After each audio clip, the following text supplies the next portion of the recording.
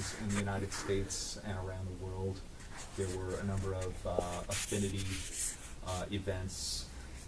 It was probably best known for the actual occupiers camping out in Zuccotti Park, which is just off of Wall Street, and really making themselves a visible presence to call attention to a number of key issues around economic inequality. It was eventually suppressed by the New York City authorities, the Bloomberg administration, and the New York City Police Department, sometimes with a bit of violence by the police. It kind of came to a standstill toward the end of the year. It had a very unique way of organizing itself and of communicating its message. It turned very quickly to social media and to live feeds so that people can follow what was happening. I would basically say that, even though it kind of, the volume of protesters kind of in the Wall Street location, may have kind of stopped, the movement continues on. And, I think that part of the legacy of the movement is, that we now have these very well-known expressions, these numerical expressions of, we are the 99%, or, referring to the 1%. So having these numbers to kind of very vividly represent, the class divide in American society, I think, indicates that, that this movement has had an impact. And, I think that, one thing that we can talk about today is sort of what do we see as the impact, what do we see as the potential for an Occupy movement, what might be our predictions or our expectations of kind of where things are going. So, I'll just throw that out to everyone, and whoever wants to jump in can I ask you two questions, Tom? Yeah. Number one, can you explain to our group here the voice megaphone method Right. of communicating, and also the General Assembly, the structure Right. of it, the leadership structure, Right. whereas many people said that was the downfall, Right. actually. Possibly. I mean, I would think sort of otherwise. But in answer to the first question, the voice megaphone, one thing that happened was that the occupiers, the police tactics, the repressive tactics by the police to basically take away the rights of these protesters, to kind of get them to leave eventually, or to arrest them, or to use violence against them to kind of get the protest activity to end. One of the initial acts of suppression was to take away their electronic equipment, right? So rather than having technology that they could use to kind of talk with each other, or for a speaker to speak to a large crowd, that was taken away. And so, ingeniously, the occupiers came up with a tactic, which actually is not, it wasn't original to Occupy Wall Street, because, I've been to, for example, anti-war protests, and, you get a crowd chanting, tell me what democracy looks like, this is what democracy looks like. You get a large crowd of people, and they're all kind of chanting together, and it creates this very powerful sense of kind of collectivism. So, so that technique was used by the occupiers, where, when there would be communication taking place and one person wanting to, convey a message, they would state a line, and the crowd would repeat the line so that it could be heard in the back of the gathering. So that was the communication technique that they sort of tapped into. The General Assembly was essentially the structure, the non-hierarchical structure that they were attempting to have, where people from lots of different sort of affinity groups could be together to try to come up with some collective, decisions, or kind of a collective agenda. And I think that initially they were hesitant to pinpoint their agenda. Now that you could argue that that was maybe a weakness, but I think they were really wanting for that to emerge and to evolve over time. So they created a general assembly of those who wanted to be active participants, so that they can try to hopefully come up with collective goals and collective decisions. So again, I'd kind of be curious to hear what you guys think about. Well, when you talk about the legacy, Yeah. it's so huge, it's difficult to calculate, difficult to measure. For one thing, I mean, the undoing of Mitt Romney was one of the first manifestations of the message, Yeah. the Occupy message. Yes. And the making of Bill de Blasio Mm-hmm. is the latest, Mm-hmm. and the whole push toward minimum wage Mm-hmm. is part of the legacy. Mm-hmm. And you have to start with the Pope when you discuss this issue. Yeah. Is the the Pope is leading the Occupy movement now. Yeah. Talking about trickle down doesn't work. Mm-hmm. The flaws in capitalism Mm-hmm. and the inequality. That's the Pope's message. The other thing about Occupy is that when it sort of happened in 2011, it was I think there was a lot of affinity for what was happening in the Arab Spring, and in Egypt in particular, where a mass democracy movement was kind of in formation, with a very uncertain outcome. So I think that there were people in the Occupy movement who were really explicitly saying, we share goals with this, this other movement halfway around the world. So there's that. Especially as well. the economic part of the Arab Spring. Absolutely. So many young people were out of work. Right. And were being oppressed, and Right. And meanwhile the rich were getting richer in Egypt and Mhm. Libya and wherever. The crony capitalism was, Yeah. crony capitalism is worldwide, Mm-hmm. and that's why Occupy is worldwide. Mm-hmm. Mm-hmm. The other thing that's interesting to me about Occupy is that part of the genesis of the movement, it came from a Canadian publication called Adbusters, which I don't know if anyone has ever looked at Adbusters. It's a really good, interesting publication that looks at really the kind of the media culture of capitalism, and sort of looks at the way commercial and corporate advertising kind of gives us this drumbeat, this kind of message, and it kind of gets into the politics of these messages. So it's a progressive publication, and essentially they were calling earlier that year for a mass protest, and they said people should just go and occupy Wall Street, have a protest event there, right in the in the heart of capitalism, and so that's kind of an interesting thing that this kind of idea, this singular idea, being publicized in maybe a not all that well known progressive publication, could have led to a mass of protesters that we now all know about.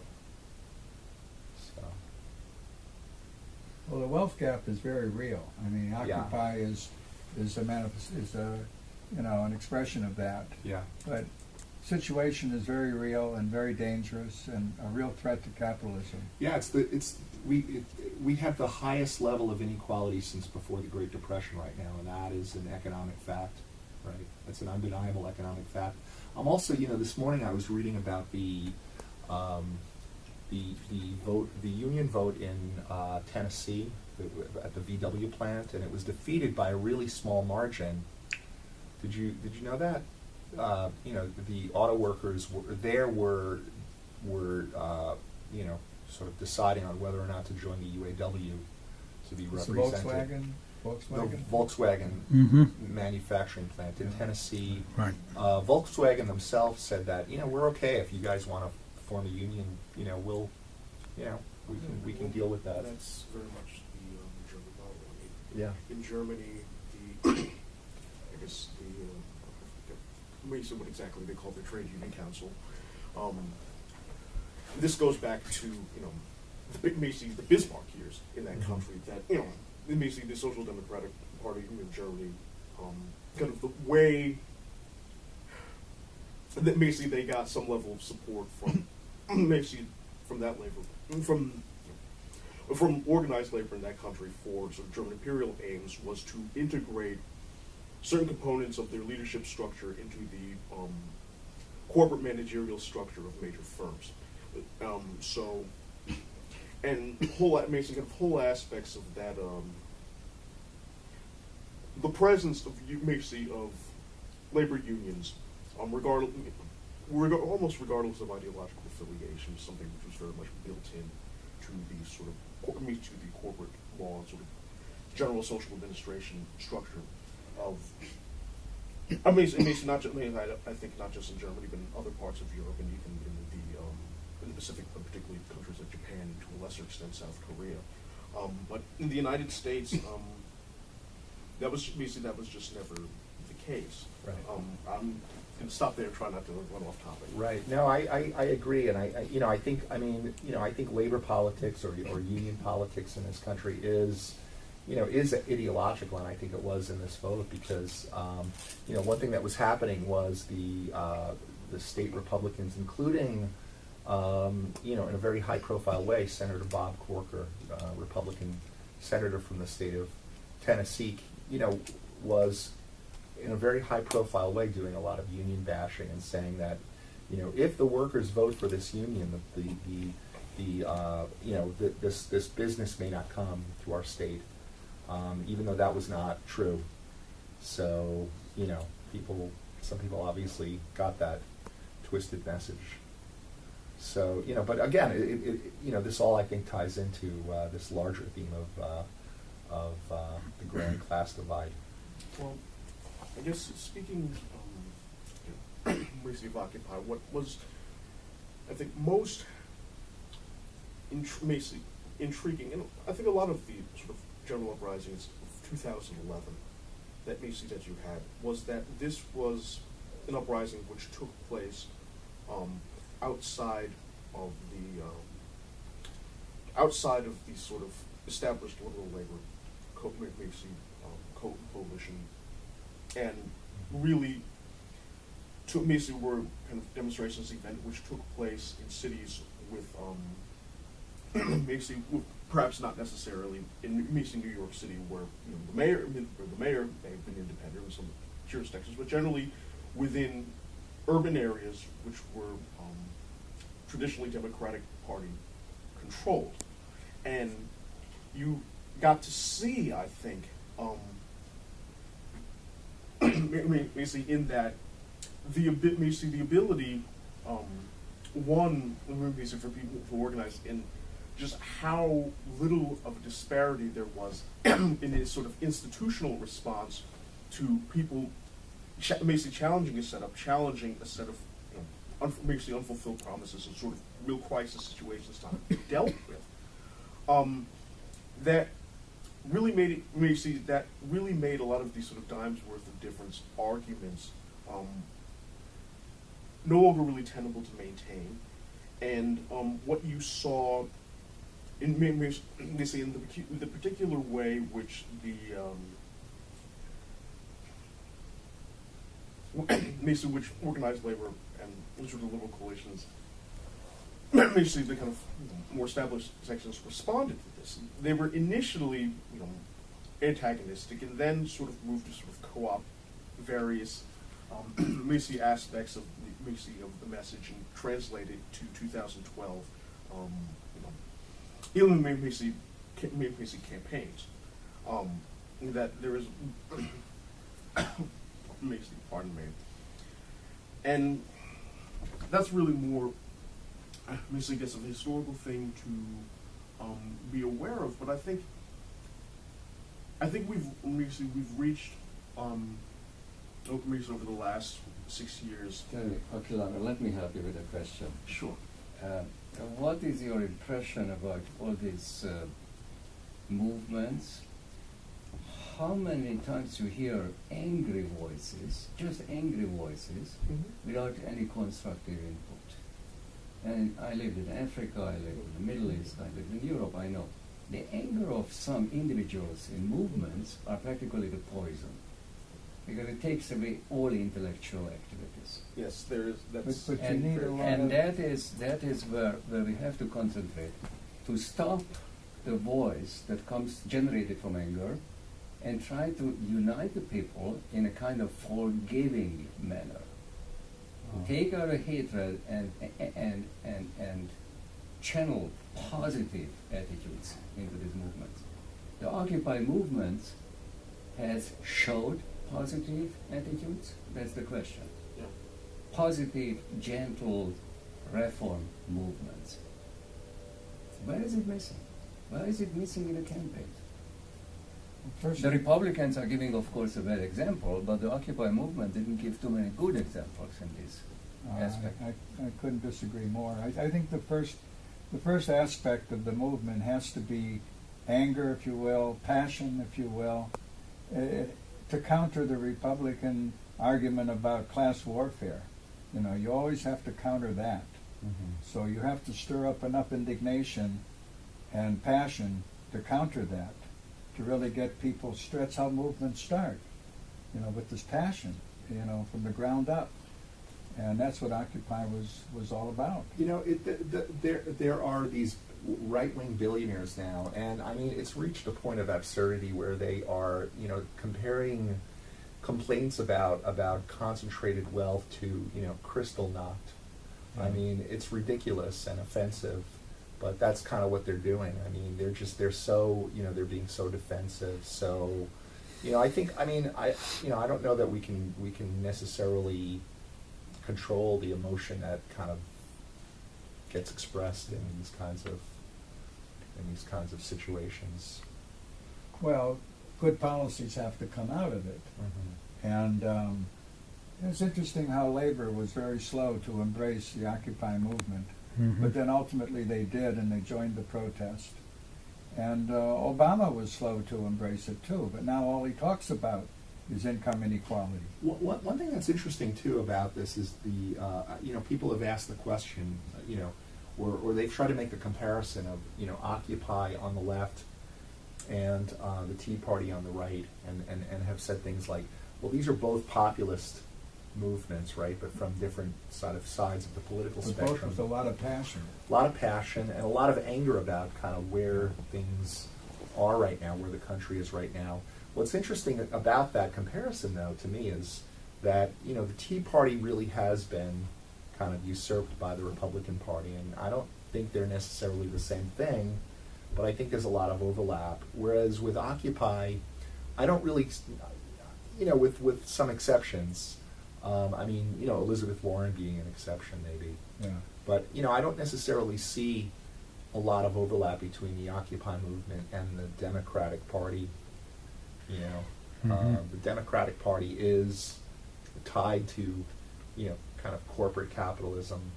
Well, And and it's Occupy is a interesting in critique what's of this. happening in New York State.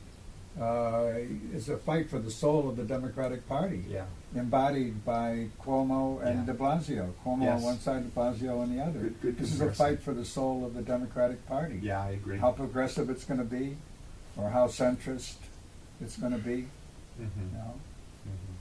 Well, just one thing I meant, Stephen, I don't disagree with Stephen about, what would they call, forgiveness and reconciliation of some sort. And I don't disagree with you, Ron, on the anger and the passion that has to be there. I think you need both. And this is hard, because how do you coalesce these two things, this peaceful way and the passionate, angry way? Well, are we, or are we not? Are we in a class war right now? Well, we are. Yeah. And the think so, antagonist is the 1%. Yeah. You know, it's us against the 1%. That's Yeah. the class Good war. question, Tom. Yeah. Or it I mean, in a very real sense, that is the case. You've had a situation where really for the last, let's say, 35, 40 years, there has been a declaration of war against poor people. Against Yes. Against poor people. Against the poor. and the middle class. Well, Middle class now. That's why there's so much passion. Yeah, When it was I mean- against the poor, there was complacency. But when it hits the middle class, that's when the movement really starts. And that's the sense in which you can talk about Occupy and the Tea Party as maybe see as differing expressions of the same social layer. I mean, you see, I think what was more prominent in Occupy and a lot of the sort of uprisings globally is a sense that we see that you now have people from maybe what would have traditionally been sort of lower or even certain more marginal sections of the professional classes who are now experiencing these sort of the precarious types of employment, the basically encountering the sorts of debt regimes that traditionally were basic problems that we may see that poor people experience that have now sort of trickled up to where they encounter them.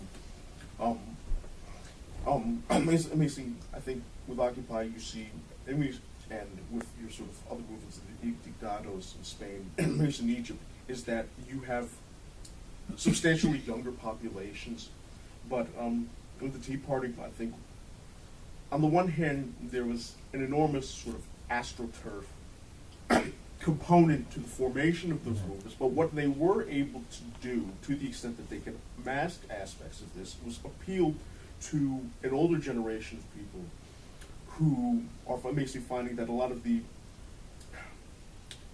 have found that the rug has sort of been pulled out of them, who are used to being angry about things, and who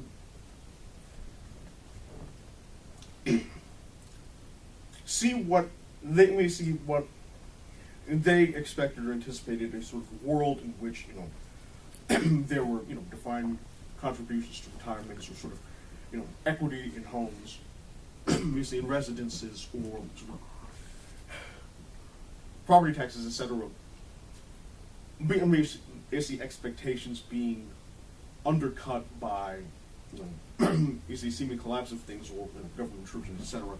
And there is the same sense in which there is either an absence or a desire to create a sort of alternative opportunity structure within each of these moves. I think within the Tea Party you really saw more something that people could run for public office and sort of present themselves as portraying a sort of kind of older white male, sort of lower middle class, sort of anger about bailing out of people. Whereas for Occupy, there's the need for, I think what was very interesting for me to see in a kind of very curious way is that large numbers of people who, are in these sort of postgraduate or sort of, precarious academic places decided that they're going to form their own, literary journals, a sort of,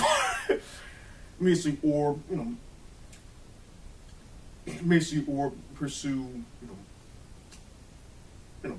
basic professional activist careers out of participating, in demonstrations that we provide certain media opportunities, and that was something that I found as kind of interesting as a parallel, because I think one of the things that came up during Occupy is that when people from poor backgrounds or from non-white backgrounds started trying to show up, or the kind of responses that people see, the sort of friction that was created, because if you were not white, not in the university system, to some extent, or came from a poor background, you wouldn't have been able to get away with occupying anything. You would have been literally, shot on sight. So are these all lines of and evidence of all of these different walks of life trying to live the American dream, trying to or remake America, or trying to do something in America, and all of these groups are they all just reacting with each other because they're trying to become the dominant group, or are they just trying to separate themselves from other groups? That's makes I think you can use it. Dana, you're referring to the left wing or the right wing? I'm just talking about the movements themselves. I'd like to say something. I think that, when discussing the Occupy Wall Street is the two words that I'm thinking about, not the occupation. Wall Street represents economics, financial economics, financial money, wealth, money. Wealth. And it seems to me that if we're going to discuss the general fear of not having money, basically, that's what they all have in common. If we can solve that, and I think Europe is at least trying You're that. talking about a distribution Yeah, of the wealth. the distribution of the Yeah, wealth, yeah. which doesn't attack necessarily. Here's something. I think one place where Occupy and the Tea Party, again, right wing and left wing, where they something they shared in common was they were both very critical of the bailout of the banks, right? Yes. Now, I remember thinking at the time that the banks needed to be bailed out, and there was kind of a bipartisan consensus. I mean, Bush and then Obama both agreed that the banks should be bailed out because otherwise, the economy could really collapse much worse than it was about to. So I understood that argument. I think, though, with Occupy, it's what happened once we bailed out the banks, and what kind of reforms did we put in place, if any, to see to it that economic justice would occur, or that the mistakes of the past wouldn't repeat themselves. And it seems as though it just seems as though we haven't seen a lot of bankers being criminally prosecuted, for one thing. And the people put in charge of regulating, financial decisions, largely have come from the banks and from the finance industry themselves, and so it's kind of it's sort of the fox watching over the hen house. Well, initially, Tom, if I may, that was the initial cry of On Wall Street, was that the banksters, as they called them, Right. were not going to jail, and people were losing their homes Right. because of the mortgage Right. crises. Right. And that's how it originally started. Right. And I want to back up your point that the unions were not behind this. It really was a grassroots, embryonic movement. As a matter of fact, in the light reading that I've done about the movement, it came about through social media, one person contacting another person. And even when they went to the Brooklyn Bridge to protest on the bridge, the organizers were surprised at the thousands of people who showed up. They never expected They it. filled the bridge that day. Yeah. Yeah, they Yeah, Never that's expected what, it. that's what links it to the Arab Spring. Yeah. The social media Yeah. has really engineered it. Yeah. But the first stage of the Tea Party movement was a protest against the bailout of the banks and of the auto industry and whatever, government bailouts. But then the Koch brothers took it over in the second stage and made it anti-government, period. Anti-government regulation in any sense, because they didn't want to be regulated. They wanted untrammeled capitalism. So they exploited the Tea Party original populist thrust, Yeah. took it over, and made it the government is the enemy. Everyone really needs to look a little bit behind the curtain at groups like, Americans for Prosperity, because that sounds very, it sounds very innocuous and very, who disagrees with that? But in fact, it's really, it's Koch brothers funded, lobbying. So there's that. There's Tea Party Nation. There's Tea Party Express. There's an organization called ALEC, which focuses on state governments, and they basically write these very pro-corporate legislation that gets implemented state to state. So yeah, people need to look carefully at follow the money is one good piece of advice. Question. Yes. Yeah. Just a question. Where does anyone here believe that where America is going? Forget about the rest of the world right now. Where is America going? Is this movement going to gain an upper hand or not? Or is that the wrong word? That's the question. Our economy is becoming more globalized. That's a fact, right? And so there's basically a global, there's a global capitalist investor class around the world. There's a global elite around the world, and their interests are not nationalistic. They're internationalistic and kind of self-directed. Then how strong are they? They're very strong Because of the money. because of the money.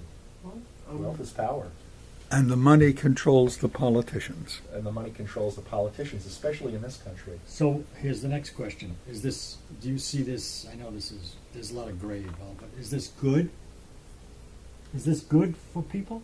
These so-called global controllers of the It's good for the corporations, well, for corporate power. Well, a global economy is a mixed bag, isn't it? It's not all bad, but it's not all good either. But it creates problems that we then are forced to deal with. So Keeps consumer prices low, but on the other hand, it sucks up the jobs. right. It's a race to the bottom as Race far to as the bottom, wages yeah. in Right. manufacturing. Yeah. so Right. what you're saying is you don't think wealth is the way out of this. Wealth is the problem. Concentration of It's the wealth. concentration of wealth. Yeah. That's the problem. How do you redistribute it, as you're saying? Make it more fair, more equitable. Maybe One thing is the minimum Well, wage. Ron, let me The- ask you a question then. Your favorite politician from New Jersey said that it's not redistribution but opportunity. Yeah. Yeah. So which is it? Well, let's not be the victims of advertising or sound bites. I think everybody has a duty to study history a little deeper and further back and learn from it. For the past 500 years, more and more people are beginning to think. Because before that, education was adding up two numbers and subtracting two numbers maybe. So more and more culture is spreading. I'm sure that most of the Occupy movement people had undergraduate degrees or some kind of college degrees. Sure. But it doesn't mean that they have a good historical grasp. And they are talking in sound bites. By the way, the German word Gewerkschaft for the union, the unions in Germany called Gewerkschaft. And they had also a mixed bag of development. Sometimes the government was more progressive, sometimes the union was more progressive. It depends who leads. The leaders have a huge responsibility. And I would say that the American leaders have performed pretty well over the history, much better than in any other countries. Because other countries were practically in the past 200, 250 years an absolute maze of disasters. Show me one country that didn't create its own disaster. And let us avoid, finally I arrived in America, I would say I call it, let us avoid disasters in American history.